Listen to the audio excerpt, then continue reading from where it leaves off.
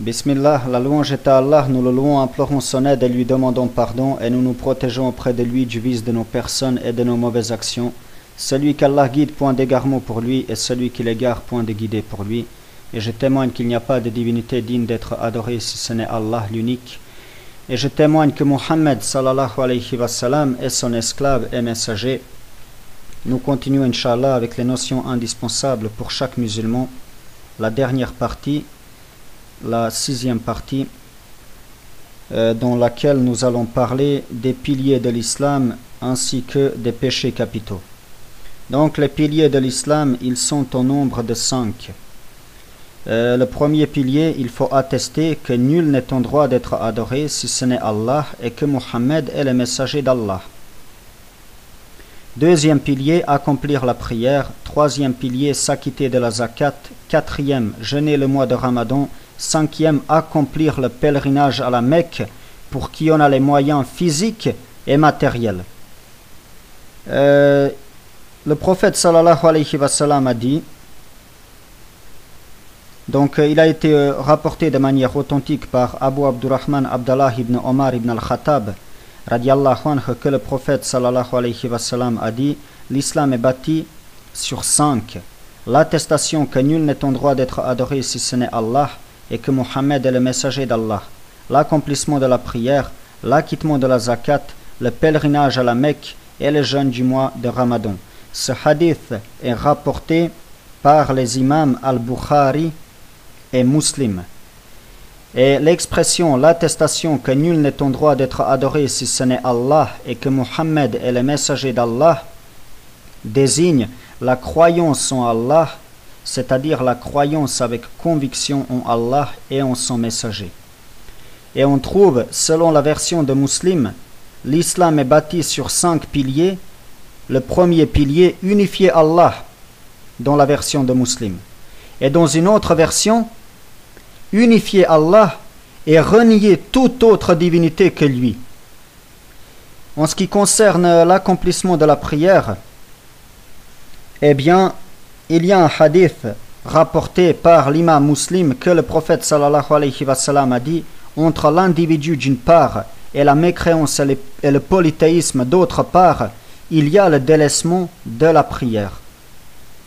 Et dans le hadith de Muaz radiallahu anhu, le prophète sallallahu alayhi wa sallam a dit: la chose la plus importante est l'islam et son axe principal est la prière.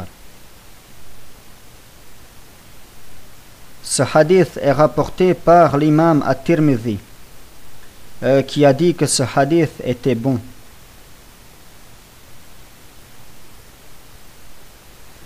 Et Abdallah ibn Shaqiq a dit que les compagnons du prophète sallallahu alayhi wa sallam ne considéraient le délaissement d'aucun acte comme étant de la mécréance, sauf la prière. L'acquittement de la zakat, donc qui est le troisième pilier de l'islam, Allah a dit: et accomplissez la prière et acquittez la zakat. Il a dit aussi: il ne leur a été commandé cependant que d'adorer Allah, lui vouant un culte exclusif, d'accomplir la prière et d'acquitter la zakat, et voilà la religion de droiture. Le quatrième pilier, le jeûne du mois de Ramadan. La preuve est dans le livre d'Allah qui a dit: ô les croyants, on vous a prescrit le jeûne comme on l'a prescrit à ceux d'avant vous, ainsi atteindrez-vous la piété. Et le cinquième et dernier pilier est le pèlerinage à la Mecque.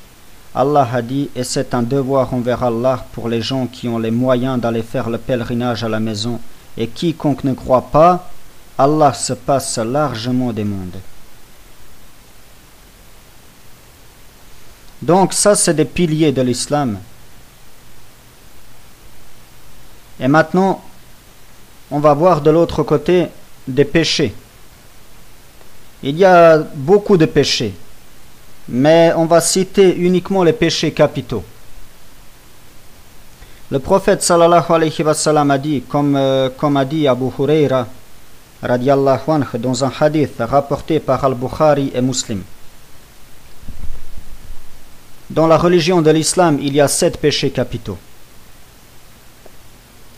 Le prophète sallallahu alayhi wa sallam a dit: préservez-vous des 7 péchés capitaux. Les compagnons ont demandé: quels sont-ils, ô messager d'Allah? Et il a répondu: le shirk, la sorcellerie, tuer une personne dont la vie est sacrée, sauf lorsque cela est religieusement justifié, consommer les biens issus de l'intérêt, consommer les biens de l'orphelin, fuir durant une bataille, calomnier les croyantes chastes et innocentes. Bien sûr, il y a plein d'autres péchés. Qu'Allah nous guide et nous en préserve et nous pardonne. Et le musulman, il doit faire tout son possible avec l'aide d'Allah à éviter tous ces péchés-là. Et s'ils seront coupables d'un seul de ces péchés, il doit le délaisser, il doit regretter son acte et avoir la ferme intention de ne plus jamais commettre ce péché, ni d'autres péchés. Et le musulman, il se doit aussi d'interdire à ceux qui sont sous son autorité de commettre de tels péchés. Et il doit mettre en garde ses frères musulmans contre le fait d'y sombrer et doit montrer les dangers de tels péchés pour la religion. Ça entre dans l'injonction du bien et l'interdiction du mal et l'invitation à la religion d'Allah. Allah a dit: voici ma voie, j'appelle les gens à la religion d'Allah, moi et ceux qui me suivent, nous basons sur une preuve évidente. Sourate Yusuf, verset 108. Donc, nous avons terminé avec les notions indispensables pour chaque musulman en 6 parties. Et je demande à Allah de nous guider, de pardonner nos péchés, de nous préserver du châtiment de la tombe,